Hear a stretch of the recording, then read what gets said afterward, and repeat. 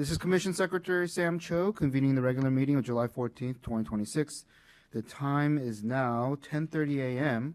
We're meeting in person today at the Port of Seattle Headquarters Building Commission Chambers and virtually on Microsoft Teams. All commissioners are present and they are currently gathered in the executive session room awaiting the opening of the public meeting. We'll now recess into executive session to discuss one item regarding litigation, potential litigation, legal risks per RCW 42.30.110 sub 1 sub I for approximately 60 minutes. We'll reconvene into public session at 12 p.m. Thank you. We are in recess.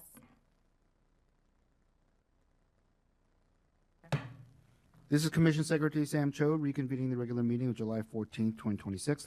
The time is now 12:09 p.m. We're meeting in person today at the Port of Seattle Headquarters Building, Commission Chambers, and virtually on Microsoft Teams. Commission President Ryan Calkins is excused from attendance at the meeting today. Clerk Hart, please call the roll of commissioners in attendance. Thank you. Beginning with Commissioner Cho. Present. Thank you. Commissioner Felleman. Present. Thank you. Commissioner Hasakawa. Present. Thank you. And Commissioner Mohammed. Present. Thank you very much. We do have a quorum established. Excellent. A few housekeeping items before we begin. For everyone in the room, please turn your cell phones to silent. For anyone participating on Microsoft Teams, please mute your speakers when not actively speaking or presenting. Please keep your cameras off unless you are a commissioner or a member of the staff participating virtually and or actively addressing the commission. Members of the public addressing the commission during public meeting can turn on their cameras when their name is called to speak and will turn them back off at the conclusion of their remarks. For anyone at the dais, please turn off computer speakers and silence your devices. Please also remember to address your request to speak through the chair and wait to speak until you have been recognized. You'll turn on your microphones as you need. All the items noted here will ensure a smoother meeting, so we thank you in advance. All votes today will be taken by the roll call method or by general consent, so it is clear for anyone participating virtually how the votes are cast. Commissioners will say aye or nay when their names are called. We are meeting on the ancestral lands and waters of the Coast Salish people with whom we share a commitment to steward these natural resources for future generations. This meeting is being digitally recorded and may be viewed or heard at any time on the Port's website and may be rebroadcast by King County Television. Please stand and join us for the Pledge of Allegiance. Pledge allegiance. Allegiance to the flag of the United States of America and to the republic for which it stands, one nation, under God, indivisible, with liberty and justice for all.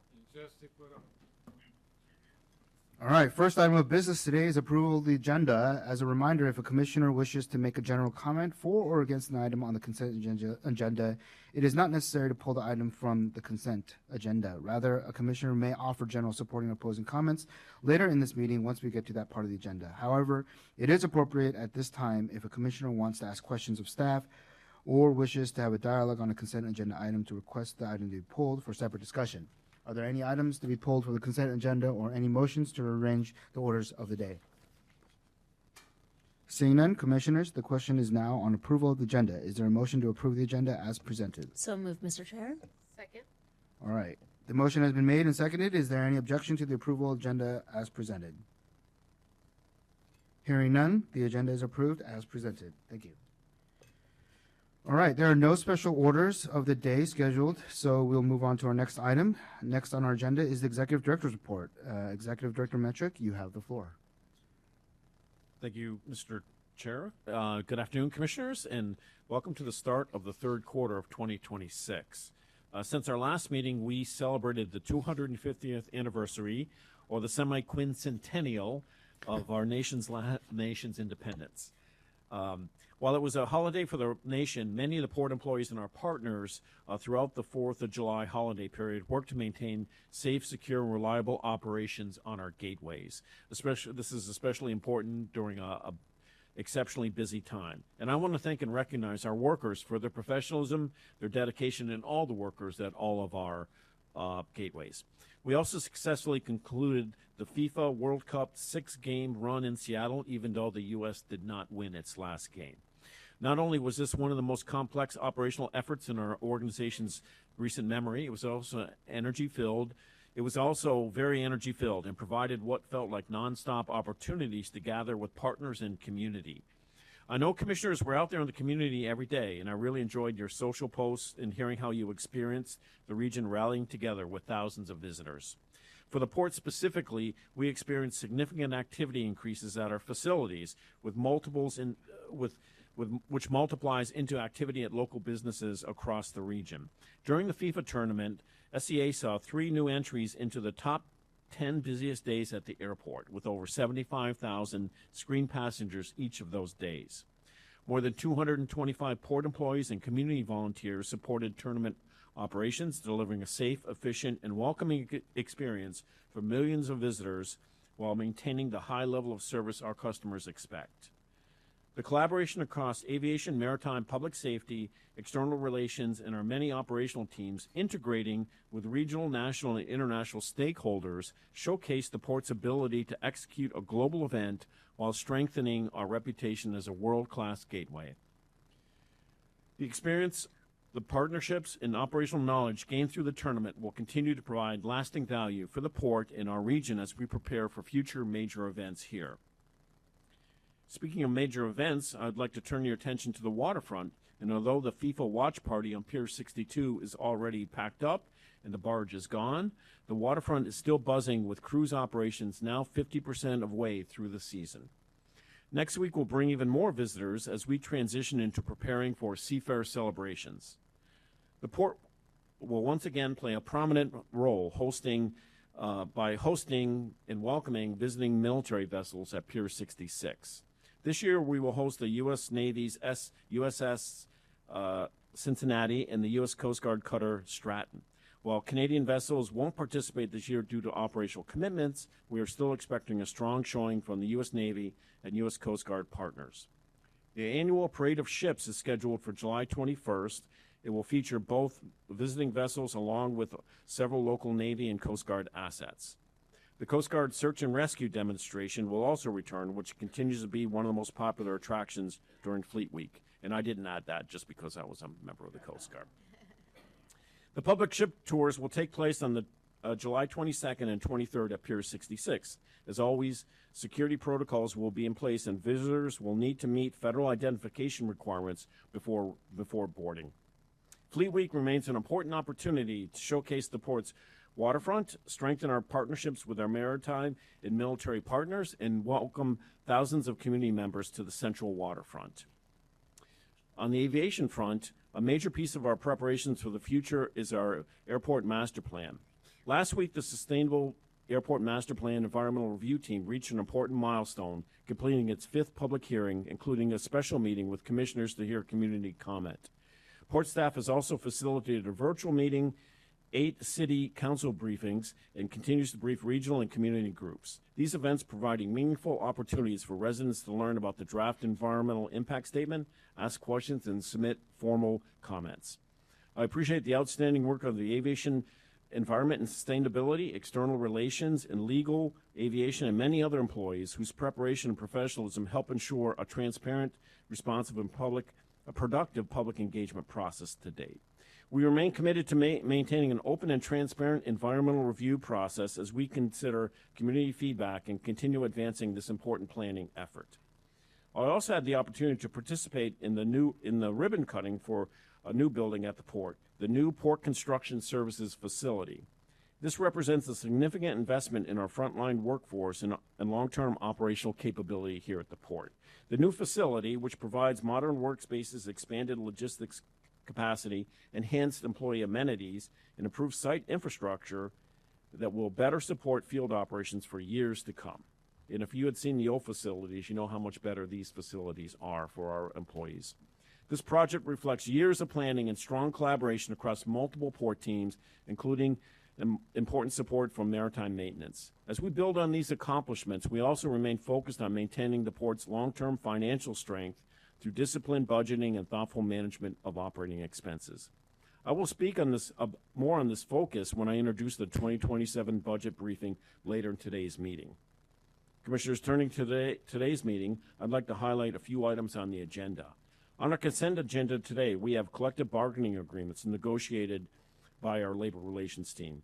approval of a bond resolution that we briefed you on at our last meeting, authorization for environmental consulting services, and amending a contract to a previously approved feasibility study and cleanup effort. For our action agenda, we request additional funds to complete the new United Airlines lounge and brief you on our 2027 budgeting process. Commissioners, that concludes my remarks. Thank you. Thank you, Executive Director Metric. It's been a busy couple of weeks for you. All right, we are now on to committee reports. Erica Chung, Commission Strategic Advisor, will provide the report. Good afternoon, Secretary Cho, Commissioners, Executive Director Metric. I have one short committee report for you today. On June 30th, Commissioners Cho and Mohammed convened the Aviation Committee meeting where they received two updates: the SCA's Ground Transportation Program mid-year update, including the SCA Moves pilot program and the taxi program. That concludes my report. Great. Are there any follow-up questions regarding the report? All right, seeing none, we'll now continue in our agenda to the public comment portion of our meeting. The Seattle Port Commission welcomes public comment as an important part of the public process. Comments are received and considered by the Commission in its deliberations. Before we take public comment, Clerk Hart, please display the QR code to our public comment rules of procedure. For members of the public providing public testimony, it is essential that these rules are followed. Copies of these rules are available at the door. And with that, I'm happy to call out the speaker since we only have three. Let me go ahead and get the timer up. Yeah. Give me just one moment here, Commissioner.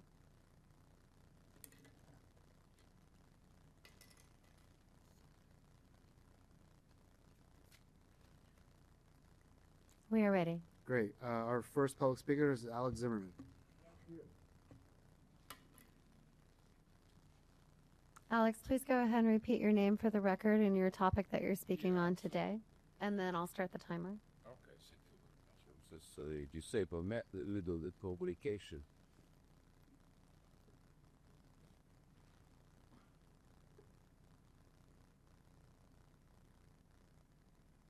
This one here. Yes. Yeah, my name Alex Zimmerman. Yeah, my name Alex Zimmerman. I want to speak about agenda number 11 about your budget. Yeah, 1 year budget. Yeah. Yeah, I bring this sign so you understand with who you have a deal about this. It's for me very important. Yes. So, budget per year approximately $2 billion. My question very simple. These people who sit here, and I'm talking about this for many years, they have zero experience with businesses. They represent Democrat fascist junta, you know what it means? Nobody have experience with business. And I talk about these people who supposed to be citizens chamber, supposed to be from port. You know, administration of port not care about this because never delivery people to chambers. Democrat right now is stealing money from us everywhere. I give you classic example. So this budget can be cut by 20%, no question about this. It brings this money to the people. Sound Transit, classic example. They steal from us $35 billion. This is exactly everywhere right now. King Country Housing Authority, for example, spend $100 million for dozen thousand not legal immigrants who don't have a document. Alex, your comments need to be about the port, not other Exactly. agencies. Don't interrupt me, please. I speak exactly what is I thinking about budget. I give you example. 20,000 homeless people, most American never have right for this. It's like Democrat mafia operate. This is very important. And right now we have something what's absolutely idiotic. We have King Country syphilis. Right now, you know what does this mean? Epidemic of syphilis, last epidemic of syphilis. Alex, this is your second one. Your comments need to be about the Port of Seattle. Exactly. I told you about this. Everybody can be sick from syphilis. All port people. So this is very interesting, you know what it means, because it's never happened before. Viva Trump, viva New American Revolution, stand up, slave, and happy cow. We need cleanse this chamber from this bandita. Thank you very much. All right. Our next public speaker is, please forgive me if I get this wrong, Bennett Hazelton, sorry. It's not about syphilis.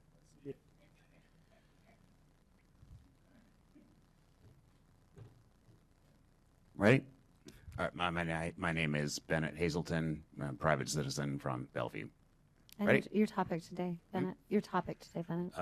The chairs again at Sea-Tac. Thank you. Please begin.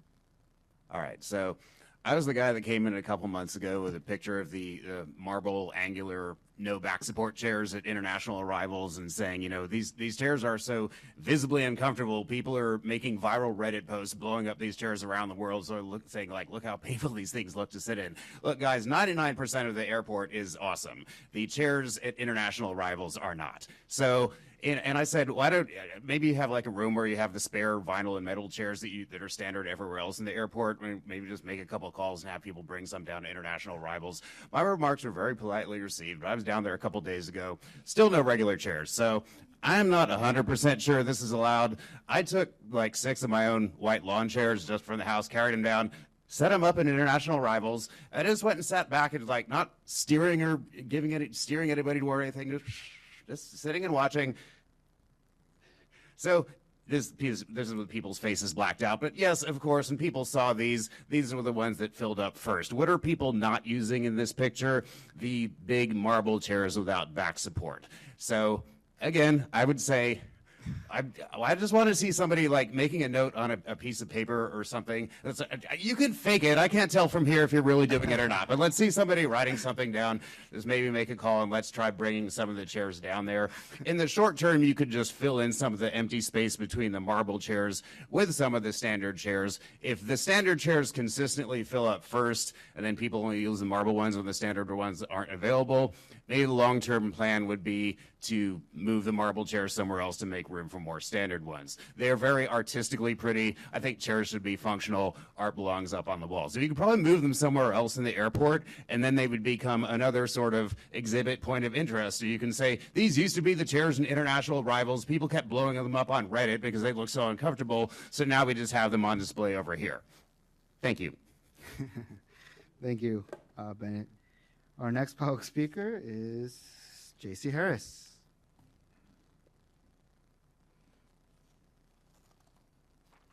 Good afternoon, JC. Please go ahead and repeat your name and your topic, and then I'll start the timer. Good afternoon. My name is J.C. Harris. I'm here on behalf of SeaTacNoise.info today. I did not expect to be here, but I am suggesting that you extend the SAMP public comment period another 30 days. My group was initially a bit skeptical of this, and our lens is that we've been at this, 10 years, and frankly, could it have a longer name? Next time you should, but the SAMP is essentially a redo from 2019. However, you may appreciate that management in all of the fence line cities has less than 48 months of experience. And I don't just mean the city managers, I mean the planning directors, the people who are assigned to the Part 150 program. This is a bit awkward for them. Imagine being an absolute expert as a commander of a battleship, for example, and then be assigned on day one to a submarine. Airports are like nothing else in planning and infrastructure. It would be unthinkable to have somebody come in on day one and be assigned this kind of material. It makes people feel bad about themselves, how different it is from the zoning work of which they are just, complete experts. It takes a long time to get up to speed on that kind of thing. The port has done its job, except people have struggled to understand this basic concept of how you can get so much more throughput on the same footprint. People here it's hard to overstate. They correlate expansion with 1,700 million cubic yards of fill dirt. That's been their experience.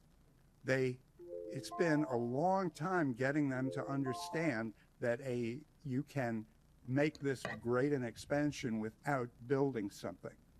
And I think we're getting to that point just in the last 10 days.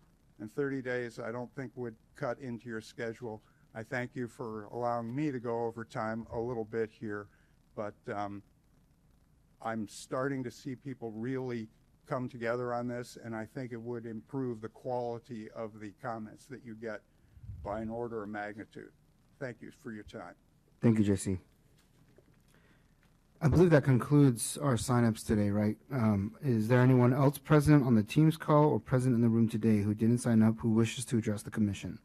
If so, please state and spell your name and state the agenda item or topic related to the conduct of the port you wish to speak about for the record. All right. At this time, I'll ask the clerk to please give a synopsis of any written comments received. Thank you, Commissioner. We have not received any written comments for today's meeting. Oh, great. Well, thank you. And hearing no further testimony, we'll move on in the agenda. Our next order of business is the consent agenda. Items on the consent agenda are considered routine and will be adopted by one motion. Items removed from the consent agenda will be considered separately immediately after adoption of the remaining consent agenda items. Is there a motion to approve the consent agenda covering items 8A through 8G? So moved, Mr. Chair. Second. Great. The motion was made and seconded. Commissioners, please say aye or nay when your name is called for approval of the consent agenda. Beginning with Commissioner Felleman. Aye. Thank you, Commissioner Hasakawa. Aye. Thank you, Commissioner Mohammed. Aye. Thank you, and Commissioner Cho. Aye. Thank you. 4 ayes, 0 nays for this item. Excellent. The consent agenda passes. Moving on in the agenda, we have one new business item today. Clerk Hart, please read the item into the record, and Executive Director Metric will then introduce it. Thank you. This is agenda item 10A, authorization for the executive director to increase the post-IAF airline realignment project budget by $3,752,000 to execute a tenant reimbursement agreement with United Airlines for $15,500,000 to support the construction of the Concourse B United Airlines Lounge and to authorize the remaining project budget of $17,352,000 for a total estimated project cost of $158,252,000. Commissioners, this project aims to relocate airline operations from Concourse A to Concourse B to accommodate international flights at Concourse A gates. The project also includes office space renovations and ticket counter reconfiguration at both concourses. Today's request completes the final phase of the airline realignment program by authorizing construction of United Airlines replacement lounge on Concourse B in the former American Express Centurion lounge space and providing the remaining budget needed to finish the overall project. The new lounge fulfills the port's commitment under the signatory lease and operating agreement to provide a like-for-like replacement while supporting United's successful relocation. The requested budget increase reflects construction market escalation and final design development, while also providing contingency to bring the broader airline realignment project to substantial completion. Presenters this afternoon are Eric Johnson, Aviation Real Estate and Portfolio Manager, and Aaron Gora, Capital Program Leader. So, Eric, I guess, to begin. Thanks.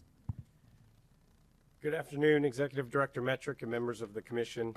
My name is Eric Johnson, Senior Real Estate and Portfolio Manager, responsible for the United Airlines account here in Seattle. With me today is Aaron Gora, who is the Capital Program Leader for the tenant program.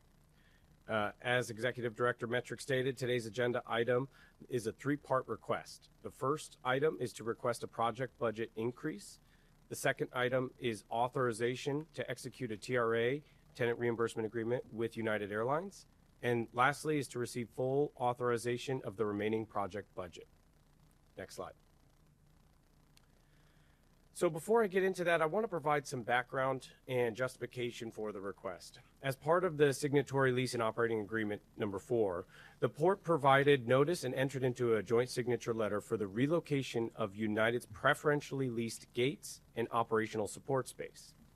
The relocation of United's operational space was done under the post-IAF airline realignment project and was completed in November of 2025. This operational relocation aligns with the port's strategic vision for airline offerings and passenger experience. As required under SLOA 4, the port is obligated to replace United's exclusively leased space under a like-for-like condition. The United Lounge project is the last component of this multi-year post-IAF airline realignment project. Next slide. The Concourse B United Airlines Lounge project is the ensuing project under previous commission authorizations and memorandums of agreement. United has now completed design for the like-for-like replacement lounge on Concourse B, and with approval to execute a tenant reimbursement agreement, United will start construction of their new lounge. Upon execution of the tenant reimbursement agreement and the project reaching substantial completion, the port's obligation to provide a like-for-like replacement of exclusively leased premises will be completed. Next slide. And now I'll pass it over to Aaron to walk through the project details. Hello, everybody. Good afternoon. Happy to be here with you guys today. United's lounge will consist of a brand new 2-story build-out that will provide approximately almost 7,000 square feet of new leasable space. On the left is the current condition that is in there today, and it is the vacated space on the Concourse B where the old American Centurion Lounge used to be before it was relocated to the central terminal. On the right is the new graphical depiction of what the rendering is going to look like upon completion. This will also boast new viewpoints from both the concourse and mezzanine for this new 2-story lounge. United's brand standards have changed significantly since their original Concourse A build-out. This new lounge is going to consist of a full-size kitchen, family rooms, and other really essential amenities that are needed to not only help with our lounge strategy here at SEA, but also update to United's current brand standards. United also aims to complete a few betterments within this lounge that are outside of the like-for-like replacement to further elevate that lounge experience. Those betterments are through the addition of terrazzo, decorative wall paneling, and further ceiling art to kind of expand upon their brand standards and really elevate that lounge experience here at SEA. The lounge is anticipated to reach substantial completion December of 2027. Next slide. Okay, before I dive into the cost details, it's important to note that the enabling project that Eric mentioned, the airline realignment project, and the ensuing project, which is the Concourse B United Lounge project, they share one project budget despite having discrete scopes. The airline realignment project has received several commission authorizations since the project's initiation in 2021 to advance the broader airline realignment scope. As part of those actions, the port communicated the start of United's design and also informed Commission we would return with future Commission authorization requests to complete that portion of the project and request execution of that TRA. This is that follow-on action. First, I'd like to draw your attention to the bolded bottom line. Today's first request is to increase the total project budget by $3,752,000. $500,000 is needed to complete the enabling airline realignment project to replenish port-controlled contingency. That increase is attributed to mitigation of regulated materials and accelerating the project to maintain and keep critical path items. The remaining $3,252,000 is needed for the Concourse B United Lounge project. This increase is primarily driven by cost escalations associated with construction market conditions and reconciling the design and construction budgets from when the project originally started in 2021. In 2021, the original project budget was estimated at $18 million. Currently today, we are estimating approximately $21 million needed to complete the lounge build-out. Secondarily, of the original $18 million, we've only been authorized for $4.4 thus far. So our follow-on ask to this budget increase is authorization of the remaining project funds. Lastly, of the approximate $21 million total project budget for the Concourse B Lounge, $15.5 million will be set aside and allocated for the TRA that we are requesting to execute with United Airlines. The remaining 5.7 is comprised of port-controlled contingency, our design costs thus far, PM and CM soft cost, and other supplemental project costs as well. If Commission approves the requested actions today, the combined total project value would increase from approximately $154.5 million to $158.2. Next slide. all in today, we are here to request that our budget be increased by $3,752,000, execute a TRA with United Airlines in the amount of $15.5 million, and authorize the remaining project budget of a little over $13.3 million. If all of that is approved today, that brings our total estimated project cost to approximately $158.2 million. Next slide. And with that, Eric and I are happy to take any questions you guys might have for us today. Great, thank you very much. Are there any questions for staff at this time from commissioners? Real quickly, does this project budget also include the second lounge that will go on the A concourse? Isn't there a second lounge that goes on A concourse that's not Delta's, but is more of a, like what do you call SCA Club Lounge or whatever? So that one is currently out for RFP, and that's being handled by our airport dining and retail. And so this project budget does not include any capital funds associated with that. So Okay, so it's separate. correct. Okay, all right, good to know. Thank you. You're welcome. All right, hearing no further questions for this item, is there a motion and a second to approve item 10A? So moved. Second. Sorry, I should have asked. Commissioner Fellman, did you have any questions on this? I do not. Okay, Thank you. great, thank you. The motion was made and seconded. Commissioners, is there any discussion, debate on this item? Seeing none, Clerk Hart, please call the roll for the vote. Thank you. Beginning with Commissioner Fellman. Aye. Thank you. Commissioner Hasagawa. Aye. Thank you. Commissioner Mohammed. Aye. Thank you. And Commissioner Cho. Aye. Thank you. 4 ayes, 0 nays for this item. Excellent, the motion passes. Thank you, team. Thank you.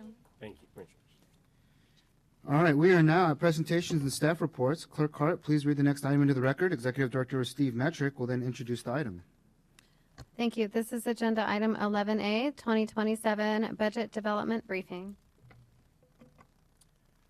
Commissioners, today marks the beginning of our 2027 budget development process. As we look ahead, we do so in an environment shaped by significant economic and fiscal uncertainty.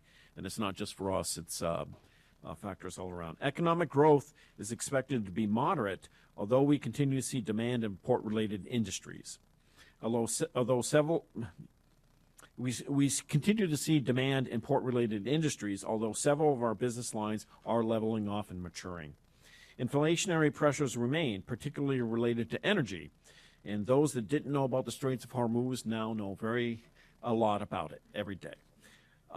Federal infrastructure funding is also winding down. Evolving trade and geopolitical dynamics continue to create uncertainty for ports and other public infrastructure agencies. In this environment, our responsibility here at the Port of Seattle is clear, that we continue delivering on our mission, that we exercise disciplined financial stewardship, and we balance today's operational needs with tomorrow's capital investments. To achieve our mission, the Port needs to continually make long-term investments that strengthen our regional economy, create opportunity, and serve the public for generations. Accordingly, we are directing a conservative approach for the 2027 budget, where we were working to align expense growth closely with revenue growth, preserve the financial capacity to deliver on the Port's ambitious long-term goals, and deliver on our Port's long-term goals. You know, this may sound, Commissioners, like the glass is half empty as we look at it, so I need to say that our aviation and maritime business lines remain strong. And the Port remains, the Port has a strong financial position, but we must be intentional about how we allocate resources so we can bend the curve on the growth of our expenses as we go forward. This means for 2027 that we will exercise restraint in adding new positions and carefully managing our non-payroll expenses, that we will ensure that we balance the needs of our capital program with the realities of our operating budget, and we will continually evaluate where every dollar delivers the greatest value here at the Port. So with that context, I'll turn it over to the budget team to walk through the proposed budget assumptions in the 2027 budget development process. And our presenters are Chris Wimsatt, our Chief Financial Officer, and Michael Tong, Director of Corporate Budget. Chris. Great. Thank you, Executive Director Metrick. Good afternoon, members of the Commission. Chris Wimsatt, Chief Financial Officer. We can go to the next slide. Just to quickly run through, we've already covered the environmental scan. Executive Director Metrick covered that in great detail. We'll talk a little bit about some of the key indicators that we're keeping an eye on as context for 2027 budget. Then we'll talk about principles, strategies, our budget approach, and our key budget dates. And we can move to the next slide.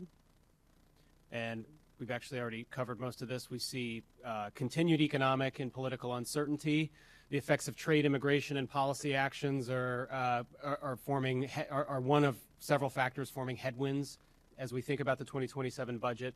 And inflation is really the key word on our minds as we think about rising energy costs and its persistent effect on inflation.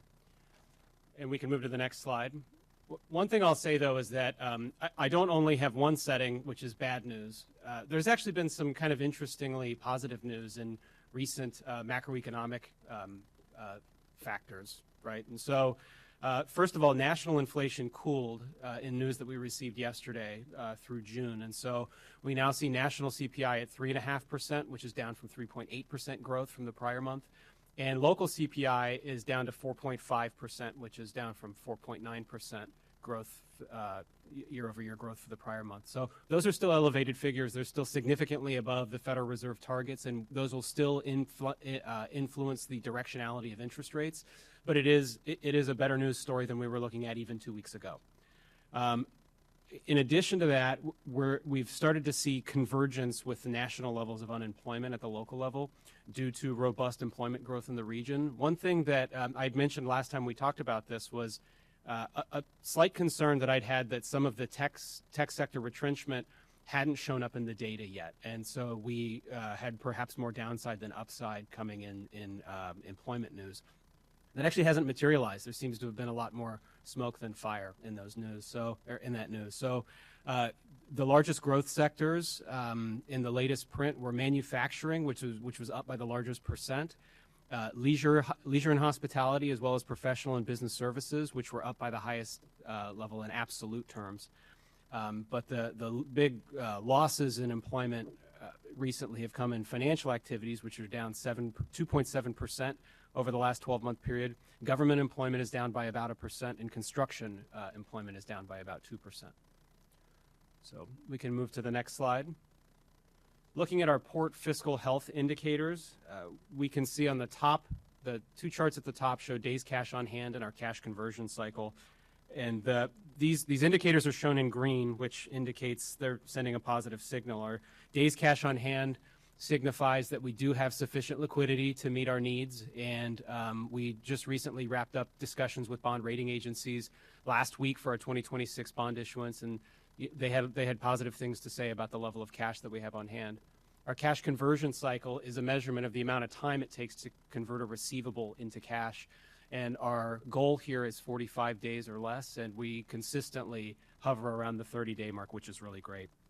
Where we do see some challenging data coming in is in further compression of our margins. And so our operating cash flow margin, which is a measure of our net operating income divided by total revenue, continues to be well below our pre-pandemic levels and is materially lower today than it was 12 months ago.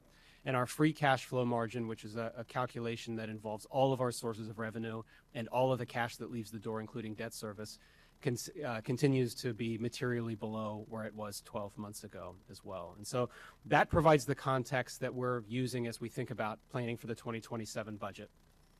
And which takes us into the next slide, which is a reiteration of some 2027 budget guiding principles that went out in a message from Executive Director Metrick earlier this year. And the goal here, the idea is, as Executive Director Metrick outlined, is to realign expense growth with revenue growth.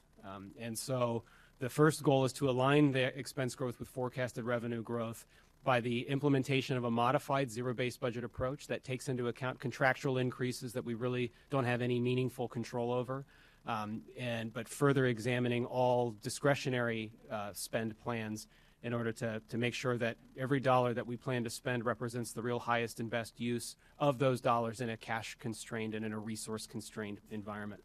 We want to set operating expense growth caps tied to that forecasted revenue growth, knowing that that forecasted revenue growth differs across our different businesses. And so as a result, some of those growth caps can differ in small ways as well. And that all structural cost increases above the target, we need operational, regulatory, and revenue justification. basically any addition of new structural expenses represents an extraordinary situation and thus requires extraordinary justification.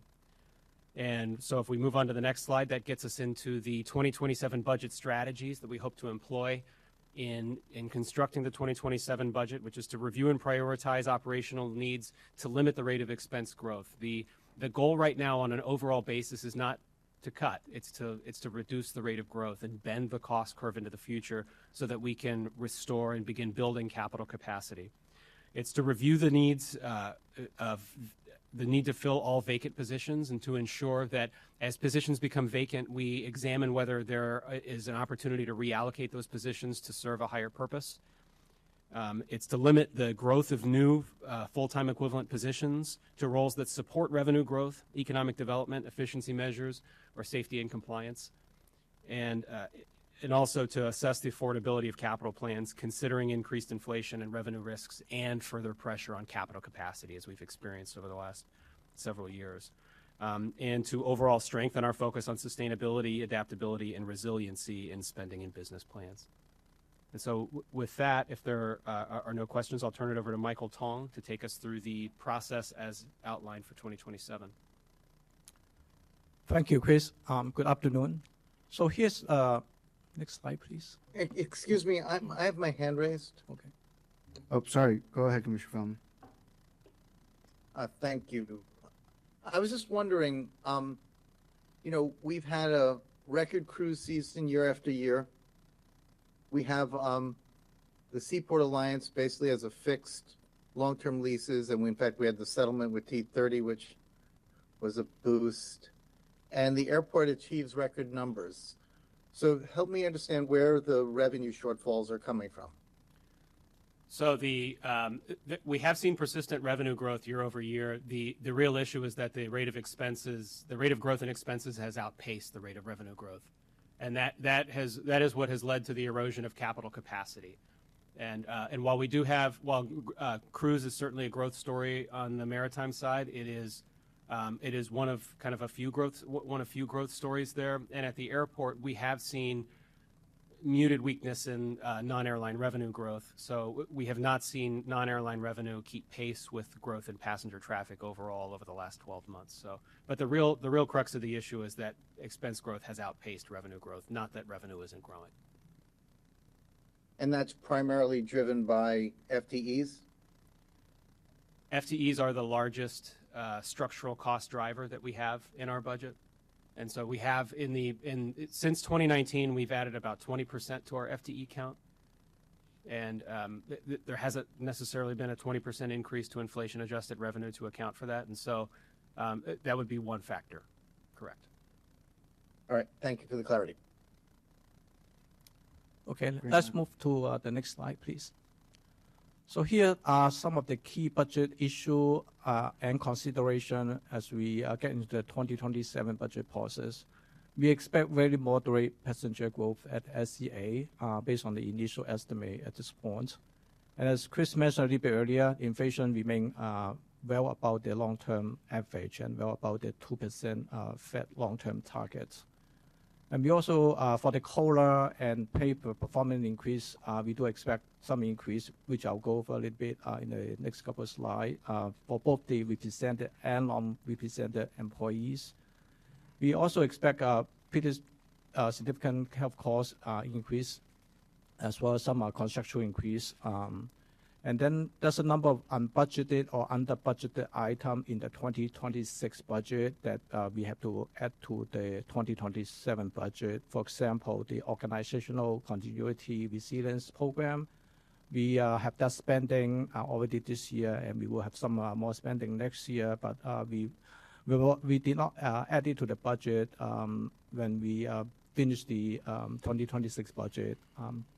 And then similarly for the Sub-King and Port Community Fund, we do have some new contract that we expect to execute later this year that will increase the overall budget for next year. But again, those will be still within the 5-year authorization that you approved it, which is $14 million. So it's just a timing of that for next year. And then we will all the vacant position as well as some of the commission priorities and committee programs. Next slide, please. And then, as Chris mentioned a little bit earlier, we implement the modified zero-based budgeting approach based on direction from our executive director. And we review all the expense item by category. On the payroll side, we review all the backfill and vacant position, especially those positions being vacant for more than 12 months. And then we look at all the outside services, especially, the focus is also on the construction increase for some of the outside contracts.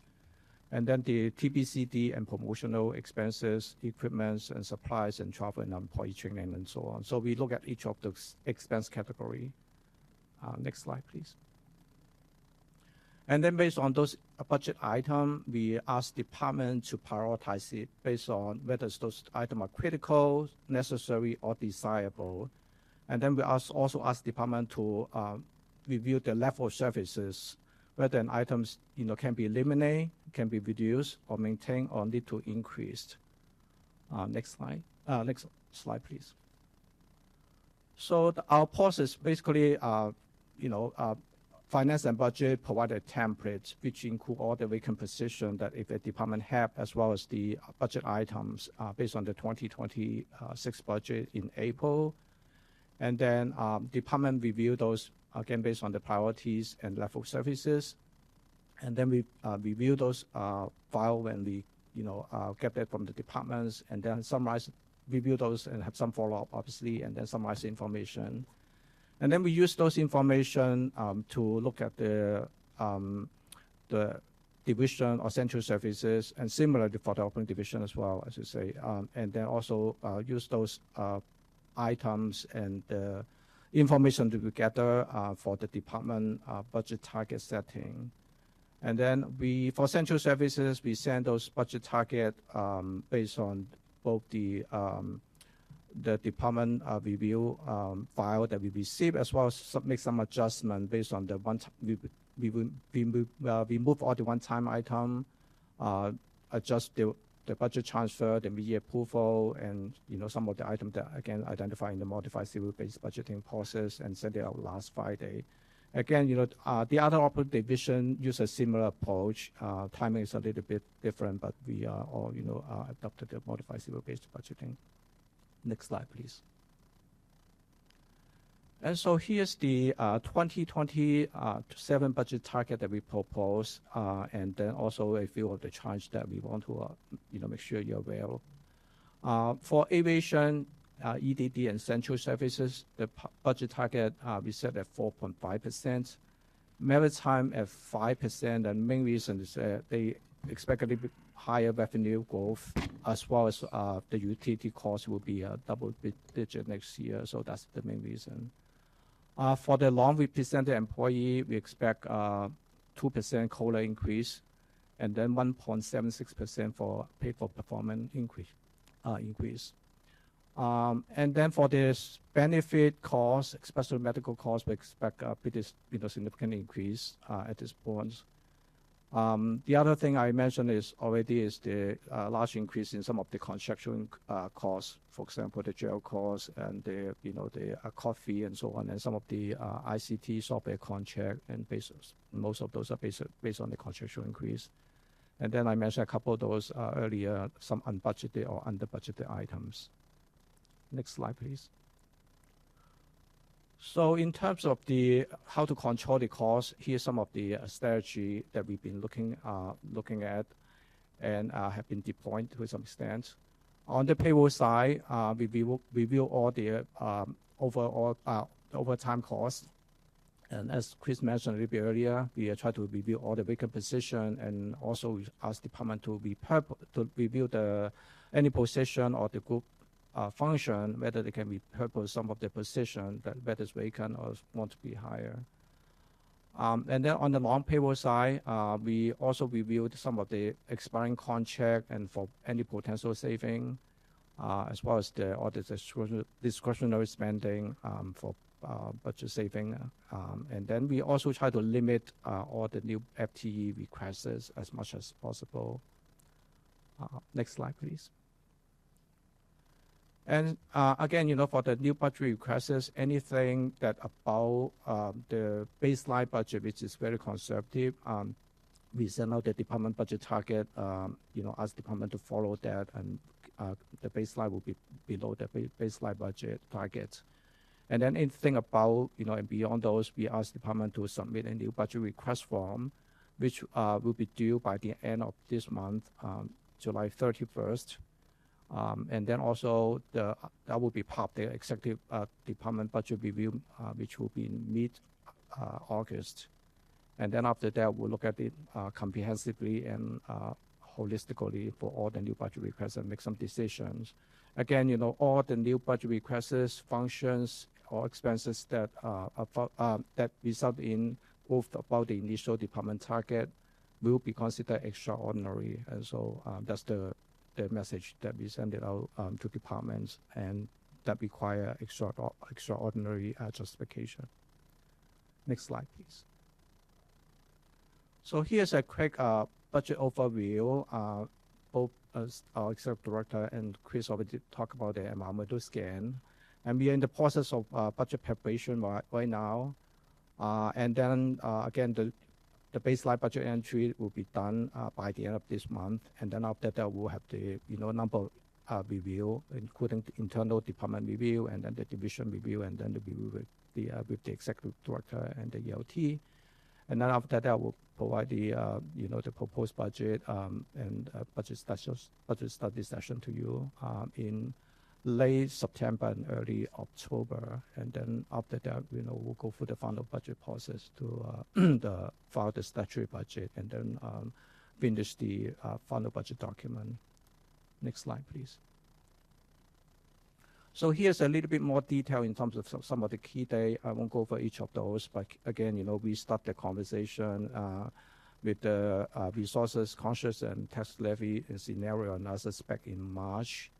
And then we have a number of, budget pending discussion and follow-up, and then including today's public development budget briefing. And then we'll go through that budget preparation and review with the executive director in October and September. Next slide, please.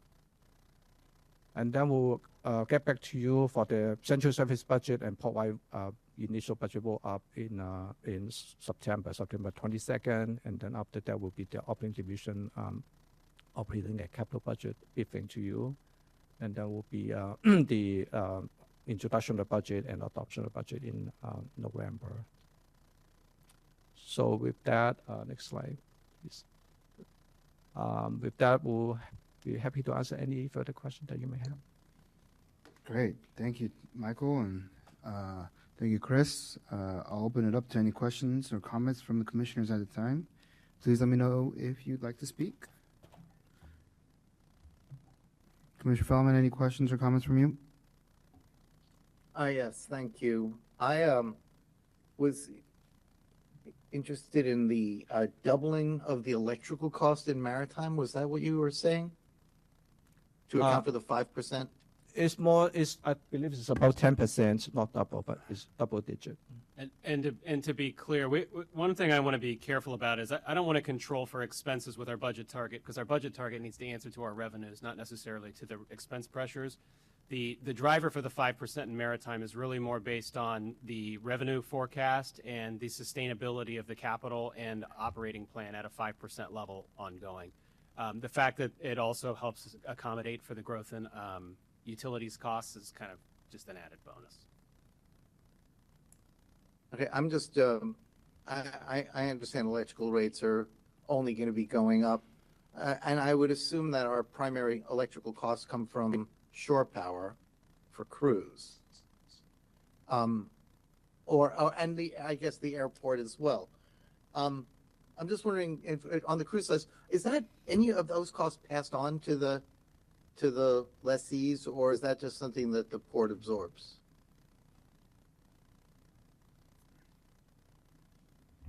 So shore power costs are passed along to the cruise lines, yes. So that would, I think the numbers, I haven't looked at them specifically, but the utility numbers in our budget would be more based on just the electrical costs, and our increased usage of our own, but shore power costs are all passed on to the cruise lines. So whatever the market rate at the time is.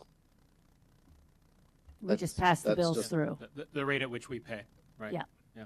All right, and that's great. And so one other thing is, it is disappointing, and I know you've discussed this before about that, you know, one of the great improvements at the airport are the dining and retail facilities, and I think anybody would agree that they're amongst the best you can encounter, but they're not being utilized to the level that we were counting on. And it's been explained somewhat that it's a reflection of the economic health of the broader region.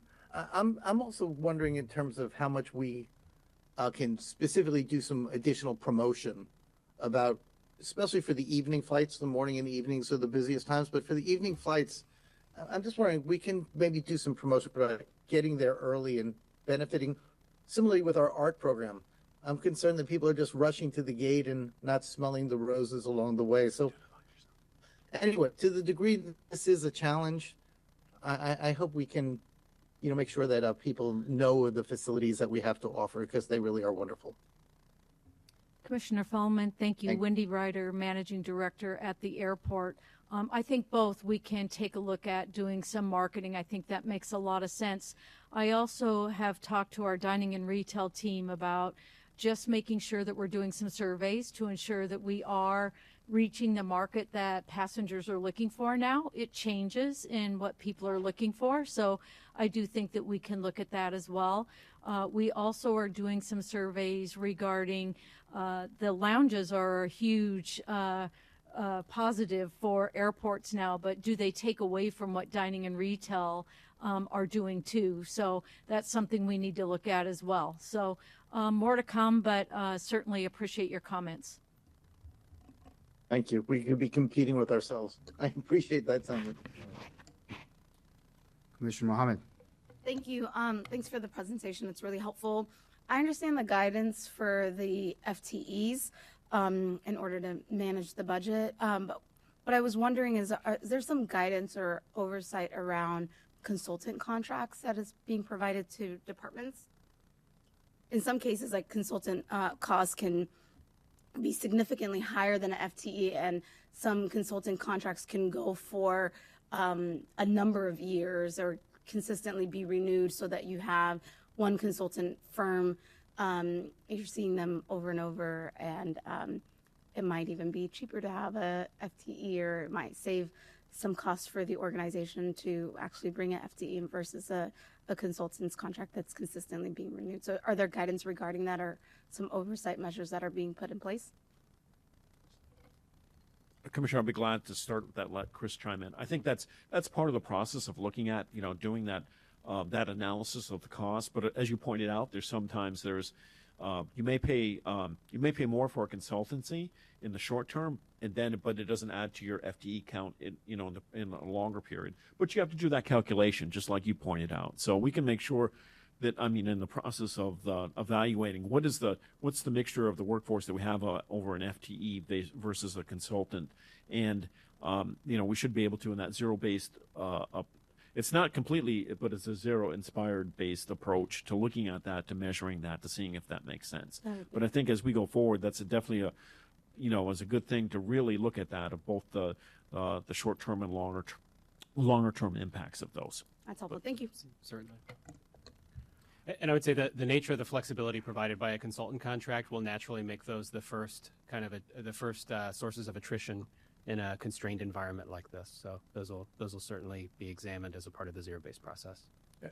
And I just want to add that because the outside service especially is the largest part of the long payroll cost, so we do have the itemize all the the consulting costs, and so we did ask department to review those. In some cases, they can be eliminated or reduce it. Some of this one time, or some have limited duration support. So we did review those item by item, basically. Chris, real quick question. I think I saw in your earlier slides that our net cash flow margin target is that 38%? It looked like it was just below 40%. Is that right? Yes. And what is that an industry benchmark, or I'm curious? No, that's not an industry benchmark. That's actually based on previous experience. I see. And so what we did was we took a look at the free cash flow margin from 2010 forward. And when we saw that trend line break, we looked at the line of best fit, and that basically fit around 38%. And so the goal idea, or the idea being that if we can be flexible in those goals, then as we meet a goal, we can identify a new goal in order to optimize for capital capacity. 38% is a high number, but Yeah. it does include cash inflow from the passenger facility charge, for example, which is frequently banked to be It used does to or pay- does not? It does. It does. Got it. Okay. Which is frequently banked to be used to pay future debt service. It also Right. includes cash flow from the customer facility charge and from investment income, and so there are a lot of different sources which kind of artificially inflates that number because a lot of that cash is held to pay future debt service. Okay, got it. That makes sense. Thank you. All right. Well, I think that concludes our business meeting agenda for the day. Thank you, guys. Thank you. All right, with that, are there any closing comments at this time or motions relating to committee referrals from commissioners?